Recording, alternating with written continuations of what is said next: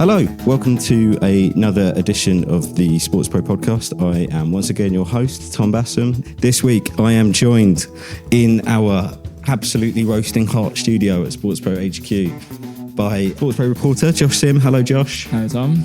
I'm also joined by a very relaxed, laid-back looking man in a Cincinnati Bengals jersey. His name is Chris Stone. He presents another podcast, apparently. I've not heard of it, but what's it called, Chris? Streamtime Sports. Streamtime Sports. It comes out like a day before this one. It's also by Sports Pro, apparently. I've never heard of it, but it's another podcast that we do here at Sports Pro Towers. Chris hosts it with, what's his name? Nick Meacham? Think he's the CEO? Think he's the CEO. Yeah, pretty sure he's my boss. I should probably remember his name. But yeah, they have a podcast and some people listen to it. I'm joking. It's very good. You'll also hear Stephen Caskell on there occasionally, our technology editor who drops in from time to time. They talk all things streaming, sports media. Am I missing anything, Chris? Those are the big ones. Okay, those are the big ones. Right. But the reason why Chris is here today is because he is maybe, alongside Josh, the two most knowledgeable NFL heads in the Sports Pro business. Josh is the reigning champion in the Sports Pro NFL Fantasy League. Unfortunately, he's also the reigning champion in the Sports Pro Premier League Fantasy League, which means it probably has too much time on his hands. It's true. Yeah. Chris is obviously American, so he knows loads about American sports, but he does actually know about the NFL, despite the fact that he's a Bengals fan. I know a bit about NFL. I follow it pretty closely, and the reason why we're all here today is because the new NFL season gets underway. Well, as of time of recording, in a few days' time. We could talk about the merits of Joe Burrow's MVP case. We could talk about which NFL teams we support. I don't think you have one, do you, Josh? I'm a Seahawks fan. Well, good luck with that. For the purposes of this podcast, we're going to be chatting about some of the major off-season developments, of which I think I've picked out three. And the way we're going to sort of discuss these, the prism through which we're going to have this conversation, is figure out which of these is going to have the biggest long-term impact on the NFL as a sports property, as a league. Then we're going to do a little bit of talk about what potentially a European NFL division could look like, and then we'll get into some predictions at the end. So please stick with us all the way through. I promise it'll be a great show. I'm going to start with you, Josh.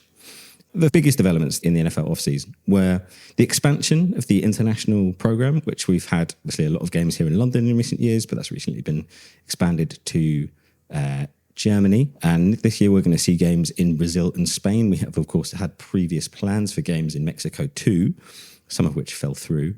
Chris is going to tell us why the NFL's arrival on Netflix is the most important development in recent NFL history, and I'm going to be talking a little bit about why the change in regulations around private equity investment are the biggest impact. Josh, if you could kick us off by explaining why international expansion is going to have the biggest long-term impact for the NFL.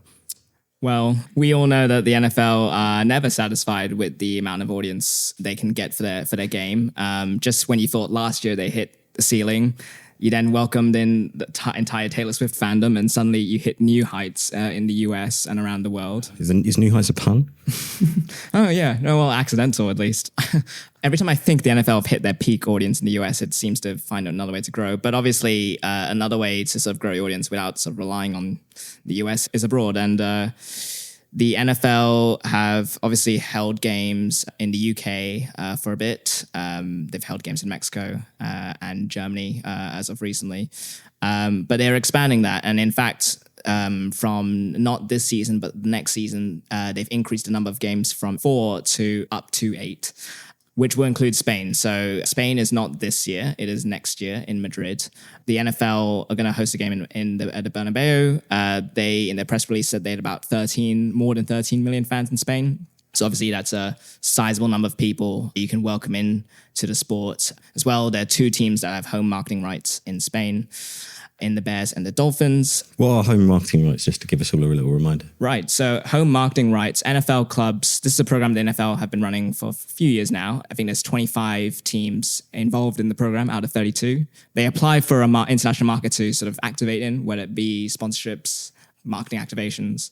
And 19 international markets so far have got a team, at least one team representing them.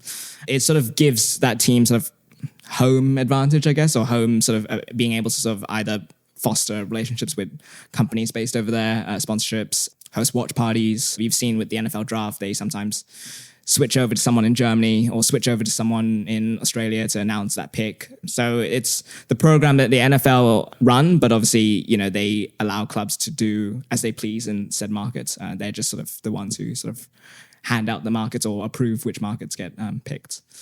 So with the sort of international expansion of games, I mean, as you said, we've been having games in London. I mean, it's been a very long time. Since 2007 was the first one. And we're talking regular season games here. These aren't just like friendlies. We've had games in Germany since 2022. We've had games in Mexico since 2016, although one of those was postponed, cancelled due to issues arising from force majeure issues, we shall say. And then first Brazil game this year, and then first Spanish game next year. Home marketing errors has been around for a few years, but why is it now it really feels like, what is the case for this being the most impactful long-term change for the NFL? I think it's just the obvious space to grow, to find new fans and new audiences going abroad. Talking about the Brazil game that's happening on Friday, so in 72 hours as we record this, the Brazilian Research Institute found that there were 38 million people who took an interest in the NFL, but just 8.3 million of them were considered quote unquote avid fans, so people who watch the games regularly, buy products, attend events. So there's at least 30 million fans that you have to work with to sort of convert them into being more ardent fans of the league. And you talk about sort of the coverage as well that they can get.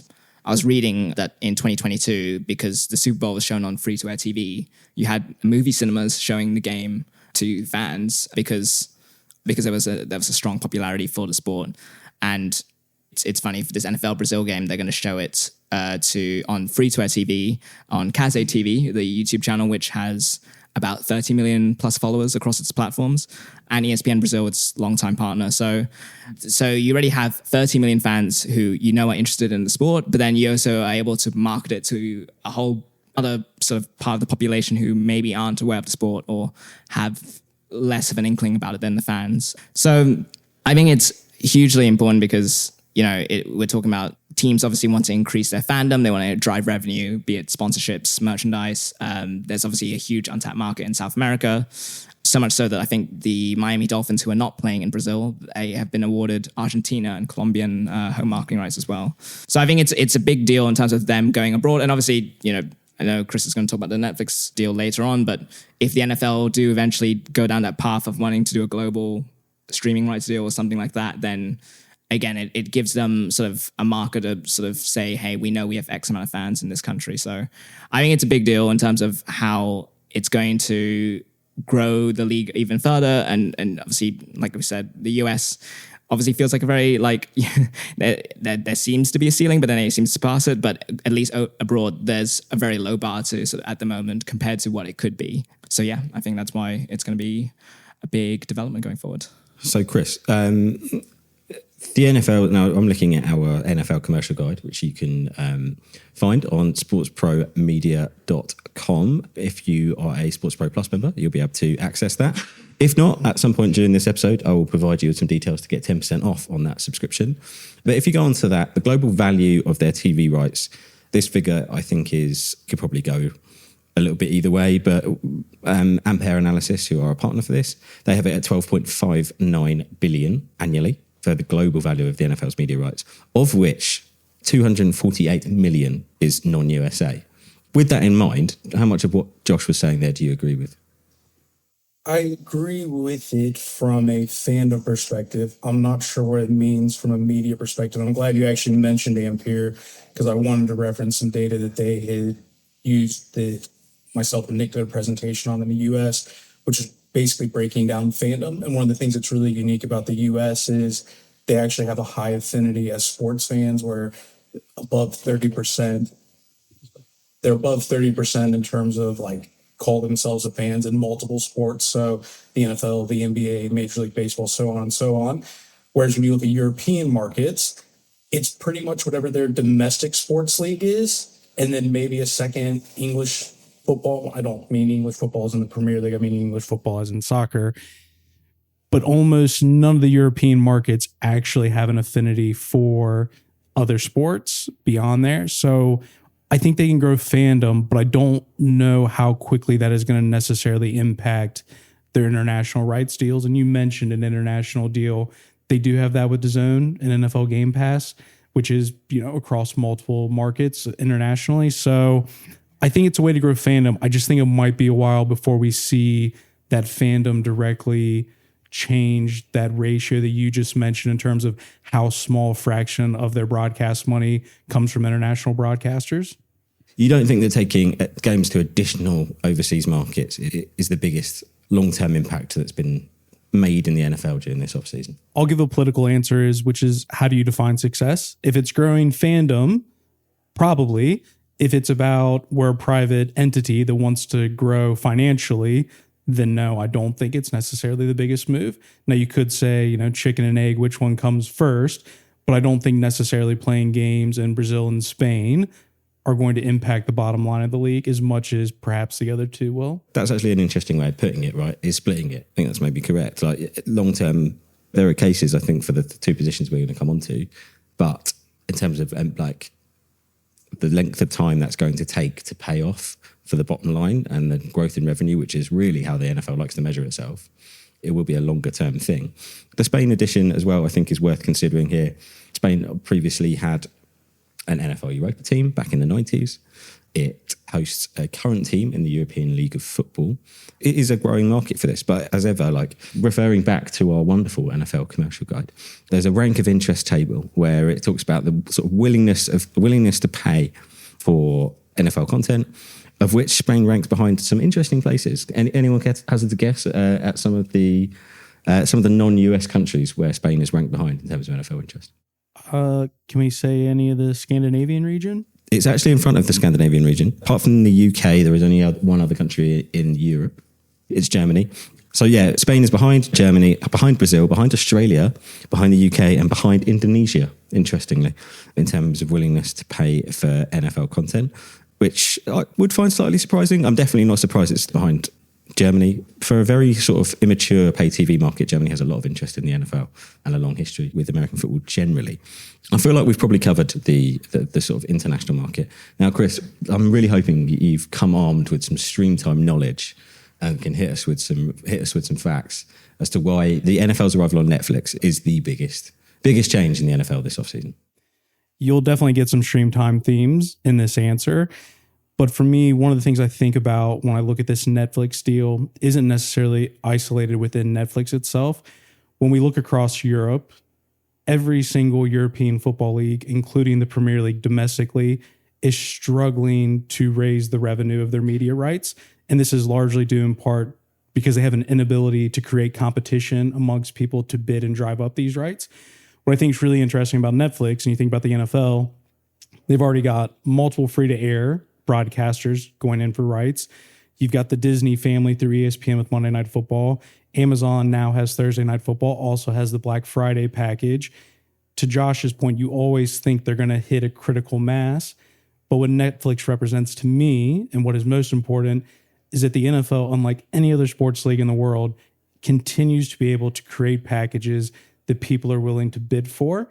And that to me is something that, as you look across the sports world, no one else has been able to replicate to the standard, the level that they have. And to me, it's not the degree of what the Netflix deal is monetarily. It's just this idea that the NFL seemingly cannot provide enough media packages that people aren't willing to pay for. And to me, that is the really big deal. And plus Netflix being one of the tech companies, everyone's looking for new competition because we know that there's local broadcasters, whether those are your free to air. So in the US, you've got Fox and CBS, or in the UK, you've got the BBC and ITV, but then there's also the pay TVs, the ESPNs, the Sky Sports. But what sports has been dying for is, when does Apple become a big player? When does Amazon become a big player? When does Netflix become a big player? The NFL is seemingly grabbing up that attention from people that everyone else is desperate, which goes back to my original point is, how do we create competition in a market to drive up our revenue? And I think the NFL grabbing Netflix, in addition to everything else it has, just represents its ability to drive competition, to keep its revenues high from a broadcast perspective. Just for a bit of context, so the NFL Netflix deal is for its Christmas Day games, of which I think there are 2 this year. There's various different reports on sort of how much it's paying, but it's in the hundreds of millions. As you said, it's just another piece of inventory that's been carved out. We've already seen Amazon do this with Black Friday, which is a top up to its existing $1 billion plus deal. Or the other thing about this as well is that, so Netflix for a very, very long time was reluctant to do live sports, to do live anything really. It started experimenting with comedy specials. It started doing its own mini live sport test events. There was a tennis one, there was a golf one. They were various degrees of successful and or entertaining, depending on your proposition. But it made a big mark this year, Netflix, by going into WWE, and then not long after announced this NFL thing. Now, those are 2 heavyweight sports, quasi sports properties in the US, but that kind of shows as well. It's not just about the NFL, this deal, right? It's also about Netflix too. Yeah, with Netflix, it's interesting. The reason they haven't gone into live sports, and we talk about this quite a bit, streaming is actually really difficult. I think we take for granted, like, because we see it, that we think it's just going to work. But Amazon, arguably one of the biggest companies in the world, when they started Thursday Night Football, had issues streaming. We look at companies like DAZN when they went to Italy with Serie A. The government almost stepped in to remove the contract because DAZN wasn't able to deliver. Like, streaming is really difficult. And for Netflix, it's always been video on demand, which is a completely different tech setup. And, I'm not even Steve McCaskill talking about CDNs and things like that. But the point being is, for Netflix to take this step, it does require a big change. But it is interesting because I think it also talks about, with Netflix, they've always been sort of a subscription business, and you could just log on, watch your season of Stranger Things, and never come back or take away your subscription. You're seeing Netflix and even Amazon, these traditionally video on demand platforms, recognizing that they need live sports as a way to supplement. What do? We can do another example of HBO fan with HBO Max coming out. Game of Thrones is over. So how are they going to get people subscribed? Well, you're going to hope with HBO Max, so you might be able to put some sports on there. Sports is this great sticky piece of content that's going to keep people coming back when they're waiting for their new seasons to be produced. So I think seeing Netflix, because we've already seen Amazon do it, come to the realization they need to add live sports. It's a win for NFL right now because they're the ones that have pulled it off. But there's a sign of optimism. It could work for other sports in other countries. Josh, Netflix has 84 million paid subscribers in the US and Canada. For context, ESPN, I think, has about 70 million now on its pay TV bundles. My question here is, what does this say about the US media market, that the NFL is like, okay, now is the time to get into bed with Netflix? Like, what's your take on that sort of position in terms of the reach it's trying to play here?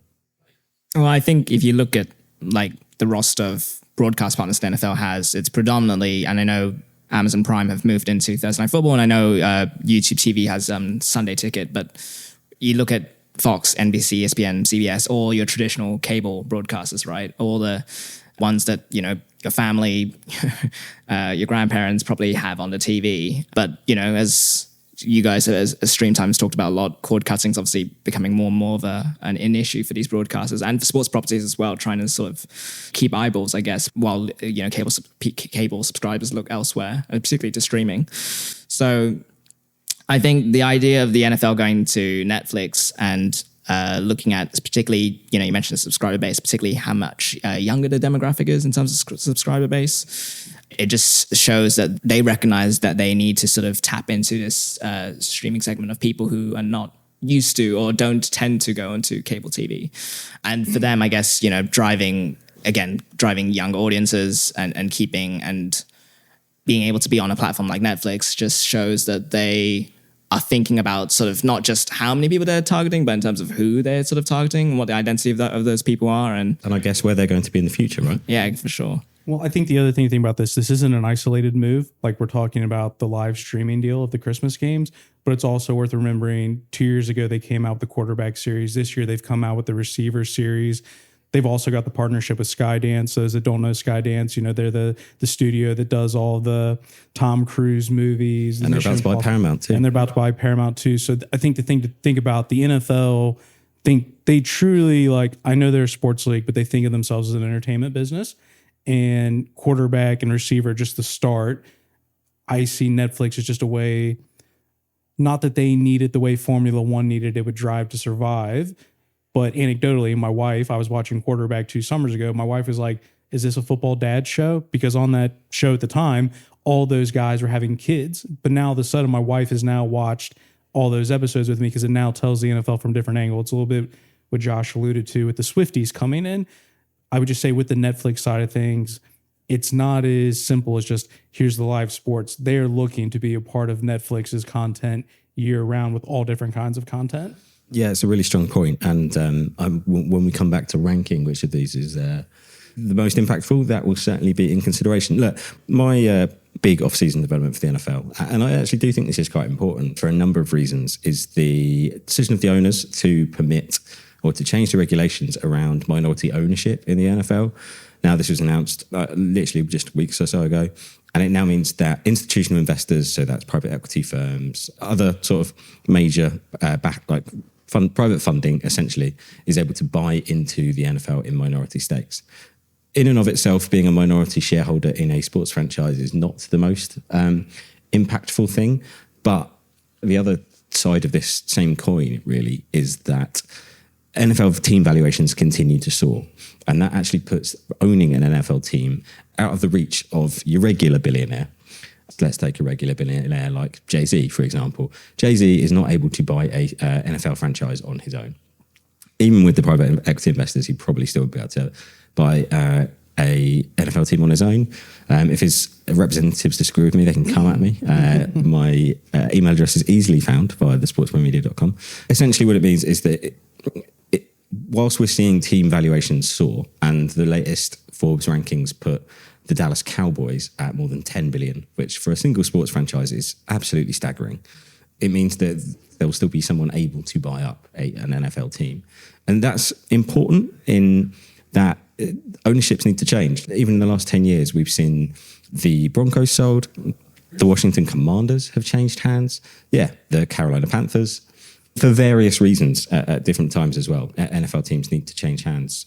If that becomes unsustainable, that's actually very bad news for the league. So, for example, in the case of the Carolina Panthers, that was a forced team sale as a result of some less than palatable views that were voiced by the then owner. And the NFL stepped in and basically forced the sale of the team. Now, if there are no multi-billionaires available to do that, you have a problem because you're stuck with an owner who really shouldn't be in the league and is unable to sell. For that reason, I think that this is the most impactful long-term change that the league has made during this off-season. Chris, any issues with that argument? I think there's two things that stand out to me. One is private equity always makes me a little nervous, but I think private equity depends on the situation in which it comes in. I think we've seen private equity, for the most part, maybe other than like Chelsea over here in the Premier League, private equity is usually viewed as a negative because people are resorting to private equity because they need money. That's really not a problem for the NFL. Now, this specific example you've given is very true, and there's a situation where private equity could support that. But if there's anyone in the world that doesn't need any extra money, it's the NFL. But like I said, there are reasons why it is legitimate in the case of ownership. The other thing I would say from a private equity perspective, you mentioned it, is that this is for minority ownership, and there is a maximum with which any private equity can be put towards an actual football club. So it's not as if it's going to be open season as to how much money can be pumped in via private equity. There's still going to be limitations on that. And then it's still kind of up to the owners as to whether or not they want to accept that. You know, Mike Brown, Cincinnati Bengals, the only owner to vote no against it. I would argue, given Jamar Chase is holding out, he should probably take a little extra money. But just because it's available, it may not even be something that's ever actually used by the 32 NFL teams. I'm sure some of the more progressive owners will gladly take that money, but there's no guarantee that this will even be taken up by the majority of teams. No, and as I said, it's only for a 10% stake. I think you could probably have multiple investors buying 10% stakes, but they cannot achieve overall control of the teams. There are a set list of managers that are permitted to do so, of which you'd kind of expect the big ones to be in there. Ares, Sixth Street, CVC, Blackstone, amongst the names that are able to invest. So these aren't cowboys. These aren't guys that are coming in without knowing what they're doing. In the case of CVC, multiple sports investments across the world. And I guess for them as well, it's not like some of their riskier investments. I think the NFL is a very, very safe investment. Media rights revenues, as we've touched on already in this conversation, are still heading in a northward direction. The league is figuring out new ways to generate revenue, which we touched on in Josh's part on the international side. It's almost a strong position for the NFL to come into, in that it's like, you can come and invest in us because we're actually a good vehicle for your company to generate some returns on that. Which is why I think this is impactful, because it's not just going to be about vampires. It's going to be about people that have not necessarily. I mean, I don't think the NFL has a problem, as you said, Chris, with growing those incomes, but they have expertise in this kind of area. Josh, any further thoughts on private equity investment? I realise private equity investment, not the sexiest podcast conversation. I think just to add that there'll be people, I'm sure, listening who may compare it to the private equity investment we've seen in football and in other sports. Tennis obviously received some recently, boxing. I think with the NFL, and maybe this comparison only really holds weight with football, soccer, but it's the NFL obviously has a salary cap. So, you're not going to see teams go out and spend necessarily more on players. I think a lot of where the upgrades come in with the extra funding is going to be sort of very infrastructure heavy or very much sort of facility driven. And obviously we've known throughout sort of the maybe negotiations, should we call it, in terms of negotiating the policy, that NFL owners have been very careful not to sort of give up their decision-making power or their autonomy. So I think it's a significant move. I don't know whether the average fan is going to see it reflected, because obviously they would think, oh, it means my team can afford X player. Maybe that's the football fan talking, but that's obviously not going to happen. But in terms of maybe the fan experience, the stadium experience, in terms of, I don't know, digital operations that a team can run on their own, that bit you should probably expect an expansion of. Yeah, and actually that sort of facility stuff is really interesting, because in the NFL, one of those bugbears, and a trend I think is going to get increasingly hard, is for owners to go and get public funding for new venues. We're seeing this with the Chicago Bears right now. For other sort of facility upgrades, I think the Carolina Panthers have had this too. The local authorities are becoming more and more wary of paying to have professional sports teams that generate billions of dollars, just giving them free money for the sake of, oh, well, you could lose us. And the idea that they could, now that the NFL owners have got another option to go and get that money from the private sector, is probably quite appealing. Chris, any last thoughts on this before we move on? Well, I would say that last part you bid, I was actually going to raise in our next what a European division look like as it refers to stadiums. The only thing I would say, and this is me getting a cheap little way to argue with everybody the points and before we do our rankings, is the private equity bit, I think, still feeds into the media side, and so does like the international growth, where I think it's because of the NFL's, what it's doing as a media content business is what's driving international interest. How it's been so successful as a media business is what is going to attract the equity side, because usually with the European side, I think AC Milan's this great club that's really badly run. I'm going to come in and fix it. You don't have to fix the NFL. It's already coming, as you said, from a position of power. But I think a lot of that comes back to sort of how strong it is in its media deal. So I know that wasn't the question, Tom, but if we're going to do our rankings, I just had to, stick it in there, that last closing argument. Well, yeah, no, that's a good way to move on to that. Having heard all the arguments, Josh, are you still convinced that yours is the strongest? No, I've been swayed. I think the international games, I think, again, I'll maintain it's a great idea. And as Chris said, it will definitely increase fandom without a doubt. But whether it sort of then transforms fan behavior into something else is still relatively unknown, or we don't know that for sure.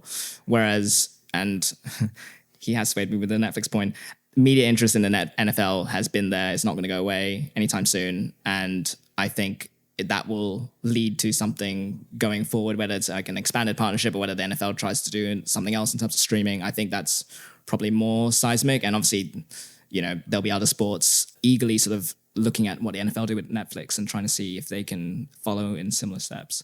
So if I tend to agree, if we're sort of saying that the Netflix deal is perhaps the most impactful long term, Chris, which are you saying next? Are you going private equity, or are you saying international expansion is more important for the National Football League? That's a really good question.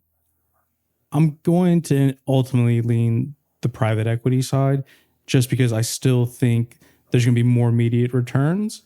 Like I said, I know we're talking the long-term impact, but like long-term can still have multiple different meanings. And I still struggle with the idea that all of a sudden someone like the UK or Germany, who may have the second, third highest affinities of being willing to pay, that all of a sudden Sky Sports in those countries are all of a sudden going to take money away from the Premier League or from Bundesliga and then revert that into the NFL. I just, no matter what the fandom is, to me, there's two variables to that.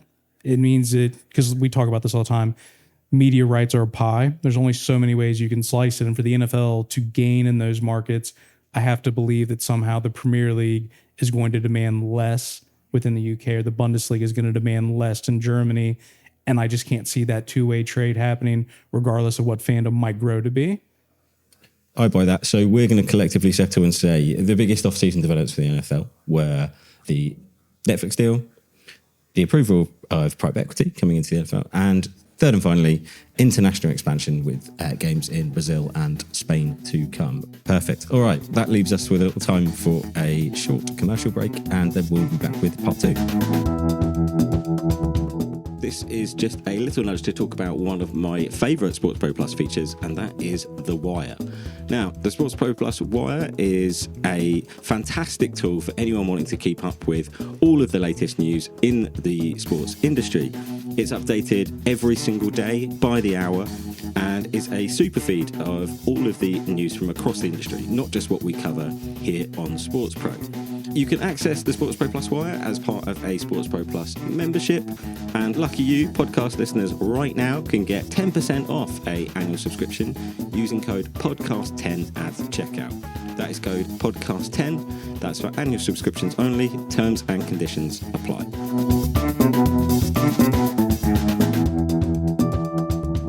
Okay, right, we're back in the room. We're talking about the NFL. The NFL is based in the US. If you actually want to watch all the games, you have to stay up until 3 o'clock in the morning.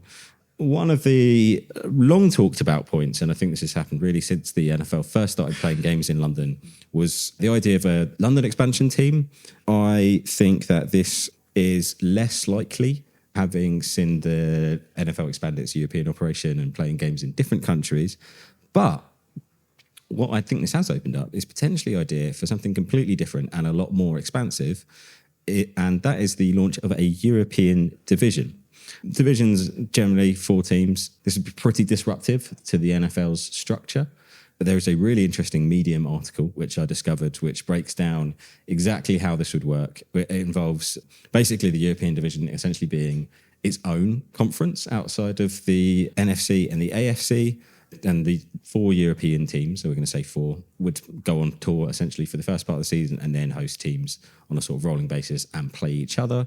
They could be integrated into the existing playoff system in the wildcard round based on record. And so we wouldn't get this quite bizarre situation where you get division winners in bad divisions who are maybe closer to 500 playing teams who have arguably played better in the season but finished second in their division. Chris, coming to you first. As an American who has moved to Europe, what do you think about a European division? Would you be in favour of it? Do you think it would work? Well, coming from the individual team and then the league, one of the things, like, I know there's a lot of talk about, we're going to get a London team. But the more I went to games and the more I experienced them, the more I thought that was actually a bad idea. Why is that? There is no team in London. So I think the fact that it rotates is actually a positive, not a negative. And I think it keeps the novelty up. My biggest concern would be is what happens if there's an expansion team in London and they're just awful and they're 0-16 and they're 0-16 and they're never, and they can't attract free agents because they're not a good team and players don't want to travel abroad. Would the NFL still be able to sell Tottenham if the team wasn't any good? And that's why I thought the idea of this rolling schedule was actually more interesting because it minimizes the risk. Now, yes, the Jags are the team that come over every year because of their relationship, but there's enough other teams to balance it out. Now, I hope the Jags are good this year. They should be, but you don't run that risk. And I have a similar concern if you expanded it from a league perspective. Now, one of those 4 teams is inevitably going to win games and be good, but is it actually negative if it becomes, and apologies to anyone that's not a big NFL fan, what happens if this division becomes like the Patriots when Tom Brady was in the AFC East and the Jets were awful, the Bills were awful, the Dolphins were awful, and the Patriots just rolled through it? I have concerns as to whether you could maintain interest in a team that wasn't very good in a market where it's not the native sport, compared to what we've seen with the rotating of teams, so that you're always getting something new and exciting. You know, the new draft pick is going to be coming over this year, or a team that's not been over in 10 years is over. I worry about the novelty factor a little bit, is where my concerns are, is if you had something more permanent. But the argument against that is if you had a division, right, you've got 4 teams, so you've got a chance. 1 in 4 of them is going to be good.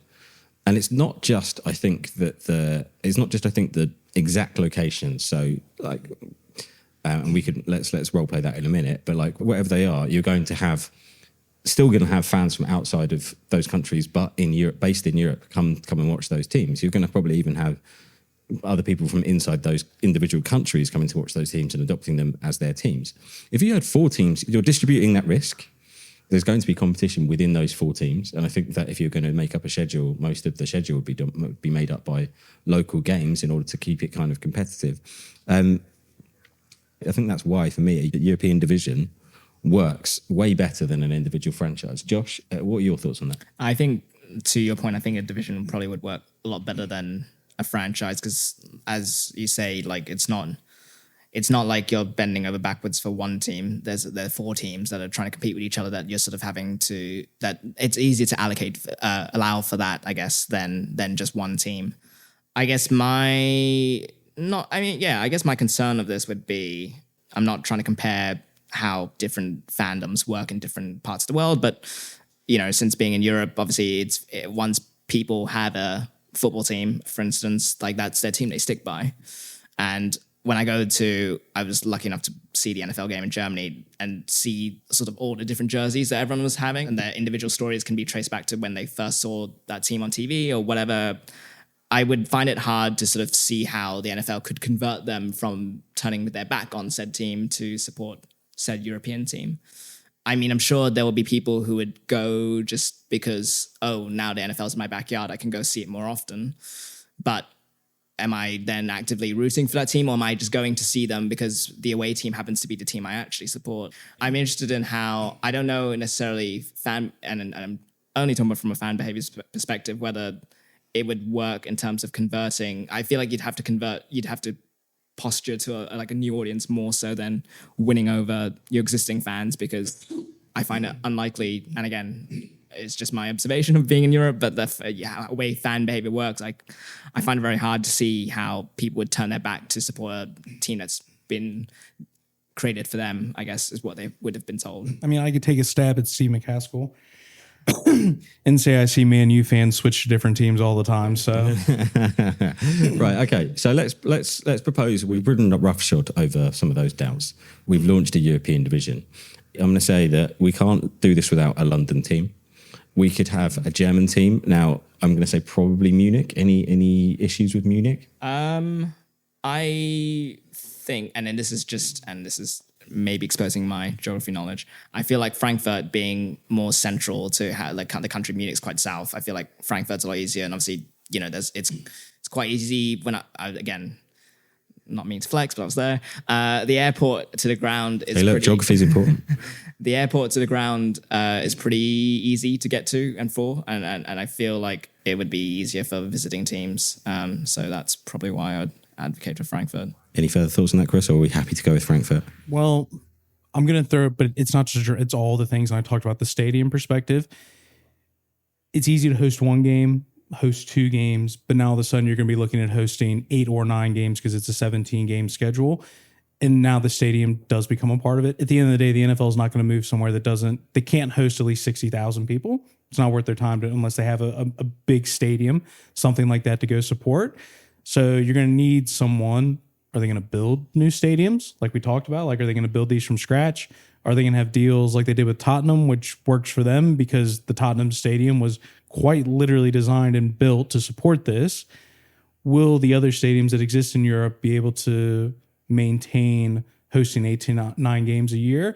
And you start thinking Munich, you know, technically where Bayern are at, you could, so long as they were willing to, you know, manage the pitch. At least Madrid, with the Real Madrid stadium, has been built the way Tottenham is to have some retractability with the turf.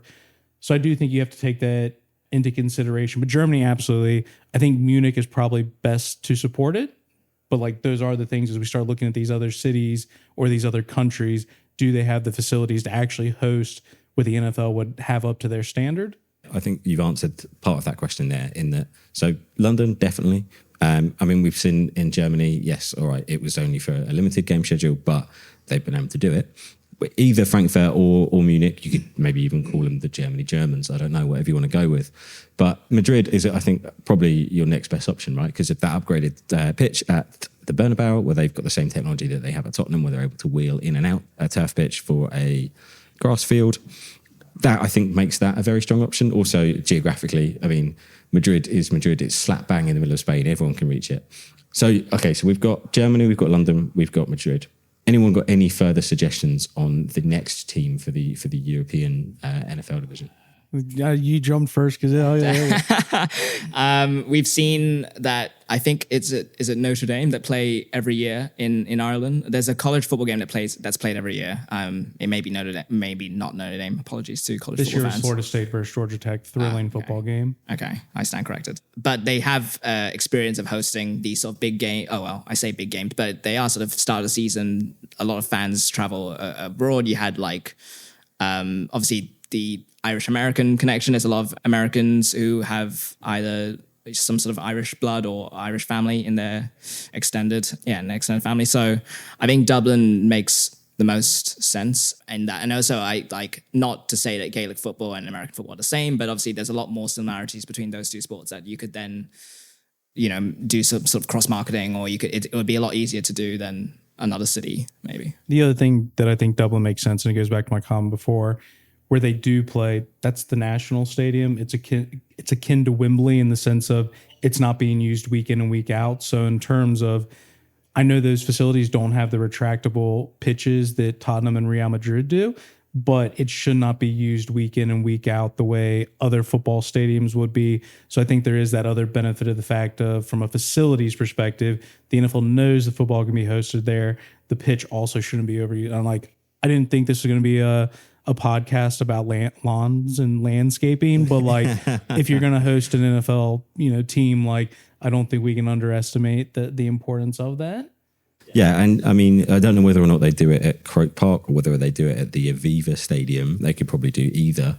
I guess Croke Park, more GAA focused, but has hosted American football, I believe. Aviva obviously has the Irish National Rugby Union team, but the Six Nations doesn't start until the new year, by which point the NFL season is largely wrapped up. I think it's a really strong shout. I think the other ones you could possibly look at, the Netherlands, the Amsterdam Arena.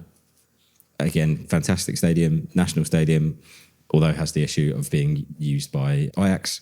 So maybe that'd be an issue there. You could potentially look at a second team in Spain with Barcelona. They have a history there with the NFL Europa team. That's probably the limit. I think there's maybe arguments for Italy. There's maybe arguments for France, but they're not as strong, I don't think. Yeah. So the only reason I'd put France out there, it's not necessarily around the fandom. It's more, this is me. Those that don't listen to Stream Time podcast, I'm a mildly successful international American football coach. And I would just say, knowing the landscape, France is actually pretty competitive in terms of the international teams that they're playing, whether that's their flag football, whether that's their contact football. They do have a semi-professional league there. It's not to the level of the German football league, but they have had success internationally. And you've seen the NFL do different programs, what they're doing with the NFL Academy in the UK. OCU Manure is looking to set up an academy in Africa. They're looking to set one up in Southeast Asia, around Australia, things like that. France could be another hotbed just in terms of where I see the grassroots development of that sport. Now, the NFL might not do it because there's no monetary reason to do it, but if there was something else at play, pulling in and playing in France, like probably not the worst big market to go play in. But I agree, they're maybe not my first choice, but like I think there's underlying things that maybe don't show up in a media stat that could be in favor of France. Okay. Right. I think we're nearly there with our European division. So we've settled on London. We've said we're definitely going to have a team in Germany, but we could put that probably in between Frankfurt and Munich, maybe alternate stadiums depending on availability. I like Dublin. I think Dublin. I like Dublin. I think Dublin might be the other option here. Now, I guess the other thing to think about here are we've created this division. How are we going to get players to come here? Who wants to tackle this one first? Well, the one thing the NFL does have, which players have no say in, is the NFL draft, which makes it, I don't want to say unique because all the American sports do, but it would be unique from a European perspective. So at minimum, let's just say we had this year's draft, Caleb Williams is projected to be the next Patrick Mahomes. If the London team had the first round pick draft, like, could he try to strong arm him the way Eli Manning did back in the day? Technically, yes. But the NFL draft at least provides some sort of barrier for players being able to avoid it. There is a degree with which, from an admin perspective, the NFL does put constraints on incoming players in the league where they have minimal say in where they do go. I think your bigger issue would be is either bringing in free agents or retaining those rookies. But there are some things in place that do make it a bit difficult for players to entirely opt out of that. Yeah, I think you'd probably have to do an expansion draft where even players on existing teams were allocated. We've seen that in the NHL recently, where they added new teams, and the Vegas Golden Knights and the Seattle Kraken were able to pick a couple of players out of the other franchises in the league. And you could certainly do that. But I think the free agency element of this is where it becomes a lot more difficult. For example, Tyreek Hill moved from Kansas City to the Miami Dolphins. One of the reasons that he gave for that was the tax breaks available in Florida.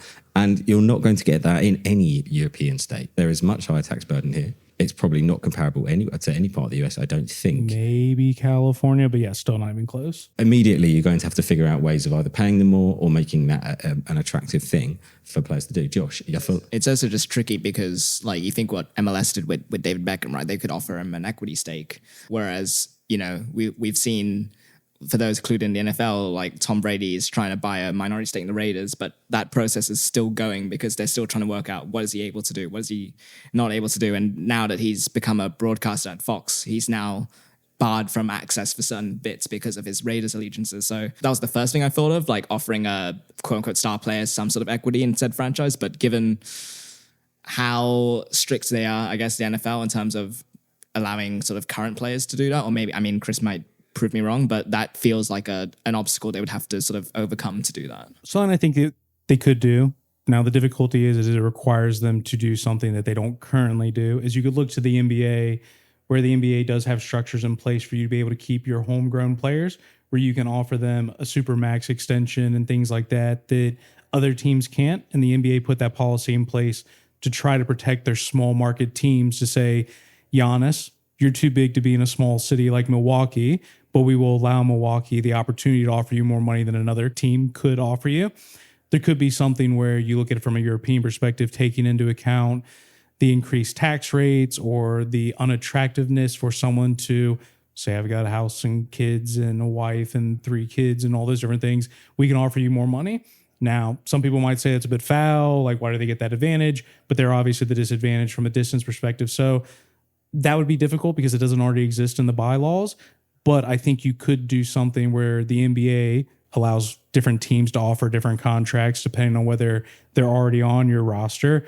That could be a way of at least retaining talent or attracting new talent, but that just comes with more red tape to do something they don't already do. I don't think the launch of a European division would come without a lot of red tape. There would have to be a fair amount of changes made, which is why it's difficult to do and probably won't happen anytime soon. But Josh, what were you going to add? No, I was going to say, like, the other example of when we've seen a big league sort of go above and beyond for stars, obviously, again, bringing up MLS, what they've done with Messi in terms of having him sign deals with their own sponsors and taking a share of revenue. But again, given that that's not something that the NFL currently allows, to my knowledge, and something that I imagine would be under a lot of scrutiny and debate, I can't imagine that would be in play for them, unlike other leagues that can maybe do that. Yeah, I mean, I guess the only other thing to say about players and moving to Europe is that there are some distances in the US that are equivalent to up sticks and moving from the East Coast to London. So maybe that's slightly overplayed. I think the time zone things would be different. Obviously, your family would be different. And as long as the facilities were here, like, I think I'd rather live in London than live in Tampa, but that's just me. Didn't say Cincinnati. I could have, Chris. I was looking at that Bengals jersey. I was going, do I go there? Do I go to Ohio? I was like, no, I'm going to go with Tampa. So, sorry, residents of Tampa, but I would rather live in London than your part of Florida. The other thing I find logistically interesting is Europeans will be used to this, Americans won't. The schedule of the Premier League releases 100% of the time is never the season that actually plays out, because with domestic tournaments like the Carabao Cup, the FA Cup, as they start getting into European championships with, whether it's Europa, Champions League, whatever, a lot of those games get moved. What I would find really interesting, unfortunately, this is typically latter stages of the tournament, so like it wouldn't impact too much. But without a doubt, at some point, there would be a Saturday game that would have to get moved to Sunday because so-and-so team, they're going to play a Europa game on a Thursday night. If their Premier League game was scheduled on a Saturday, naturally, the Premier League just bumps that game to Sunday. But what if there's an NFL game scheduled that Sunday? Like I said, there's only a fraction of the season that'd be relevant, and they should be able to avoid most of that. But it would be really interesting if the NFL sets out its schedule, and then for whatever reason, I'll use Tottenham as the example because we would most likely be playing at the Tottenham Stadium. How do we bump that? It's a really small thing, probably only happens once or twice in all of it, but I do think it is interesting because that is something that's unique to European football that doesn't exist in American sports. I feel like we could talk about this. We could talk about this all day. We should. We should. Yeah, it's only a Tuesday afternoon after all. But we talked about where the teams could be. We talked about some of the logistical challenges. Josh mentioned international home marketing areas earlier on, and this is where teams have already gained rights to market that. And I guess this program's only a few years old, so you could just scrap it. Would launching European division undo some of the good work undo some of that work that's already been done by the NFL to take its product overseas? As you mentioned, you see all those jerseys in those international games. Like you can turn up to a London game between the Jets and the Jags and see Packers jerseys all over the place. I can see the perception of mixed messaging would certainly sort of come up. You've given this team, this country, and said it's all yours to sort of brand as your home team, and then suddenly to then bring in another team and say, hey, you know what? We also want you to come to these games and support this team and get this team up and running. I can certainly see that being an issue. Yeah, it's an interesting one, actually. I don't know. I guess you would then have to give someone preferential, the home team, I say the home team, the European team, preferential treatment over the American team. Because I guess if you're a sponsor and you're looking to sponsor, you've seen what the value of the American team is. You don't know what the valuation of the European team is, and you don't know what its on-field fortunes are going to be and stuff. So if your sponsor were looking for a sure bet, you would still probably lean towards sponsoring with the American team over the European team. So it does throw up an interesting, what would you do and what would you prefer, and how would the NFL sort of help sell it to a company in terms of coming on board as a sponsor? I think if I'm using stream time themes and we talk about churn, you always want to avoid churn because it's always more difficult to acquire a new customer than retain an existing customer. I think for the NFL, the point of this is to generate new fans. And for them, they're not losing a fan. There may be some issues around mixed messaging. And I think the point you actually make about the sponsor is really interesting because, if I'm the Kansas City Chiefs, I want Patrick Mahomes sort of thing. I get that there's that element of it.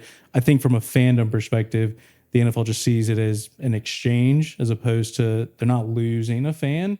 There might be some complications, but I do like the sponsor route. That wasn't one I thought about. That's my best Sam Carp impression. There you go. On those stream time themes, Chris, we've launched this year's European division. We've got our team set. The NFL in the US is a free-to-air broadcast product predominantly, with the exception of Monday Night Football, and you could argue Amazon Prime, although given the amount of subscribers that has, it's almost a commercial broadcaster at this point. What would you sort of recommend as the model for broadcasting over here? Currently, the NFL mostly on pay TV. It is mostly paid TV, but I think on behalf of the broadcasters, you would actually want to go to free-to-air model because the reason why the NFL can do what it can do is because the game is literally designed in a way, not that was the intention, but it's designed in a way that is perfect for advertisement. It almost feels like doing pay TV. It works right now because they're not investing large sums of money, so they don't need to necessarily make that money back. But if the league were to expand and you were to have European teams, I think the only way for the media rights to go up would have to be a free-to-air model, which they'd be more likely to make back because every time there's a TV timeout, that's 4 commercials you can run. So I do think if there was something more serious over here, a free-to-air model would make sense. And I think the NFL would want that because they know that's more likely to drive the media value as opposed to sticking to what they currently have, which is either pay TV like a Sky Sports or a subscription via DAZN. Yeah. And I guess as well, if you're trying to generate interest in something new, and a European division would be new, if you're immediately asking fans to pay for that, that's going to be a harder conversation to have. Josh, do you agree, free to air for our European division? Yeah, I think so. I think if you're trying to, and again, we talk about like you want to reach new audiences, right? You already know, I mean, obviously you want the current NFL fans to support that team, but you realize it's going to be difficult because they already have allegiances, whether, you know, how close, how tied they are to them, that's up to them. But in terms of reaching new audiences, then I guess, yeah, free-to-air TV is probably going to be the best bet in terms of bringing on people, and especially sort of maybe youngsters in that country who are not really exposed to that sport. So yeah, for sure, free-to-air is probably the best way to go. Okay, so there you have it. We have our teams. They were, remind me again, Josh? We had London, Germany, Dublin, and Spain. All with free-to-air deals, all able to market their sponsorship rights locally, with some home marketing areas still permitted. We're relatively happy, we think, if we could potentially launch some new rules around, around sort of local Supermax deals in order to entice players over and keep them on the continent. So the NFL, if you want to get in touch, we can flesh out this project NFL European division. We'll be stakeholders.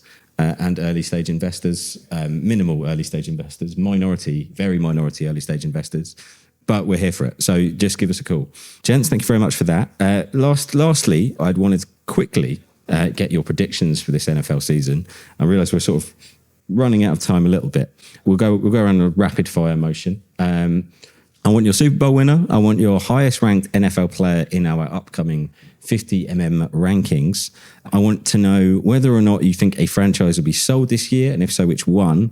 And I want to know whether or not you're going to retain your NFL Sports Pro Star Fantasy League title. My crown.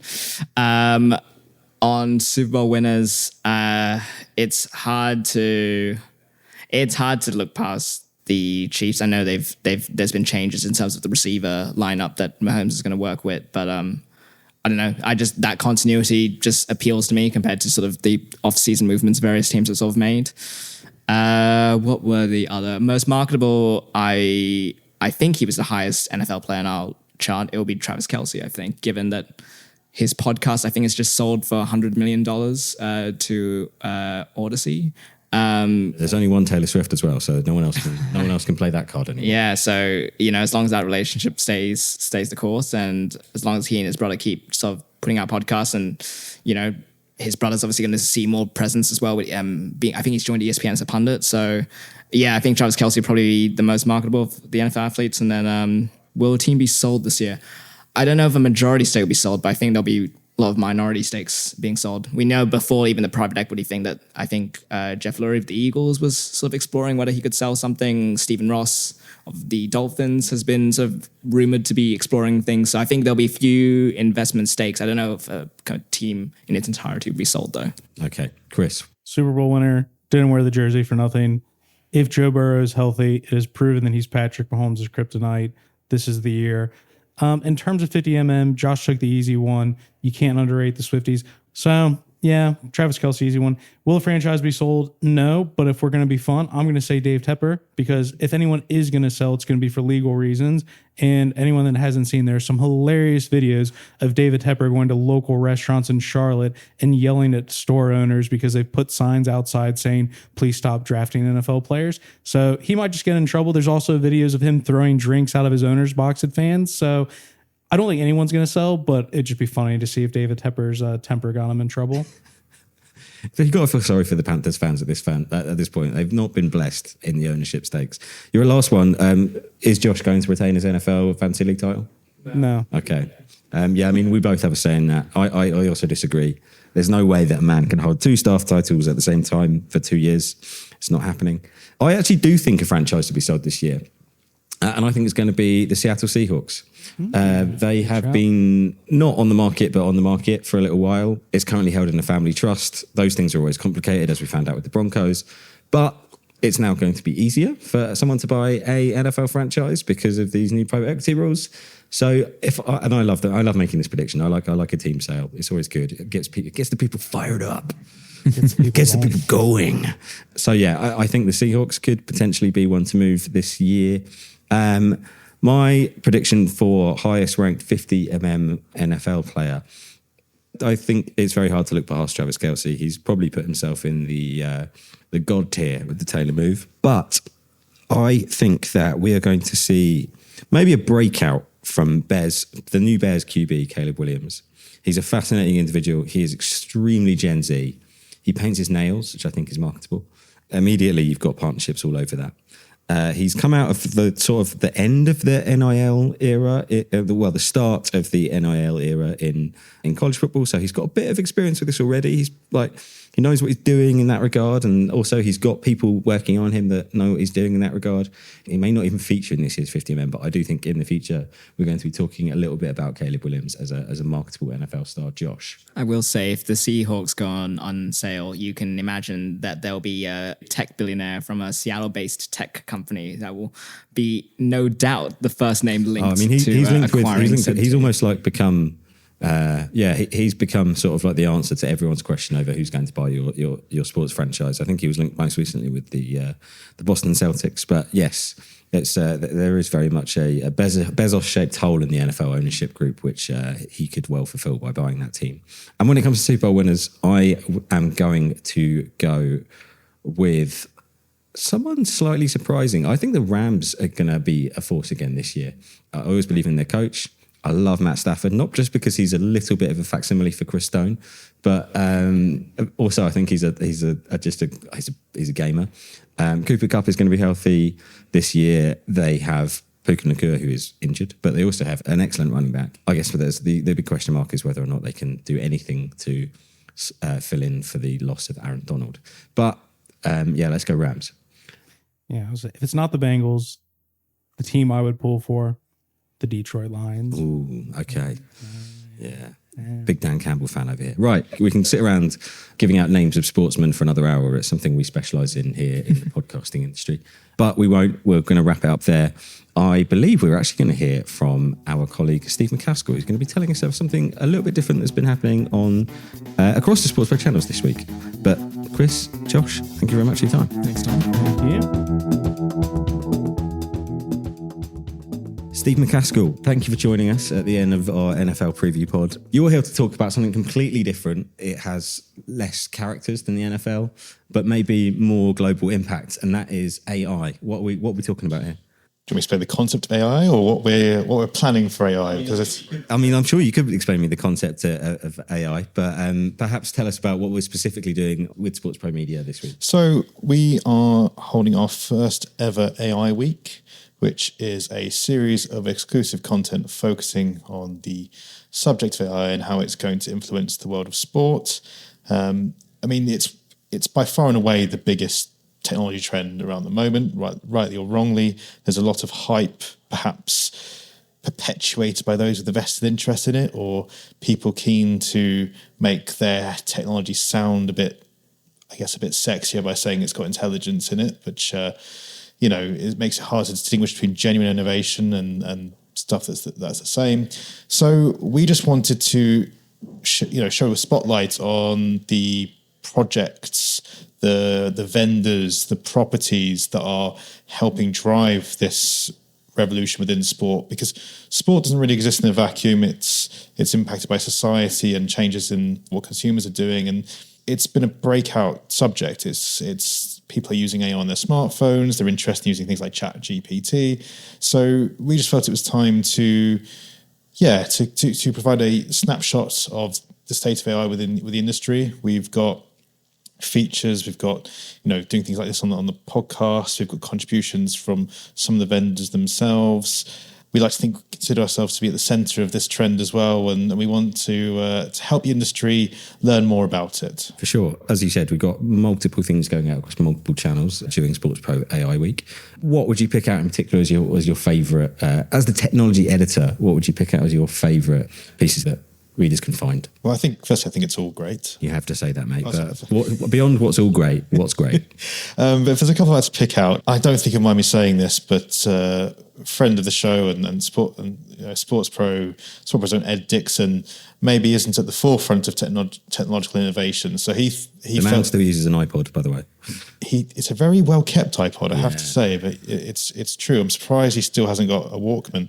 But he felt that there was a need to perhaps separate the hype from the reality, and he's created an article, Demystifies AI. It basically has a look at how AI is actually being used by the sports industry. And he also addresses very real hurdles to overcome in terms of regulation, technology, and ethics. So think of it as, I don't want to call it AI for dummies because it's more than that and it's a disservice to Ed, but it's very much a stripped back version. There's very minimal jargon, and I would definitely recommend that as a starting point for anyone who just wants to have a real sense of how AI is being used without the hype.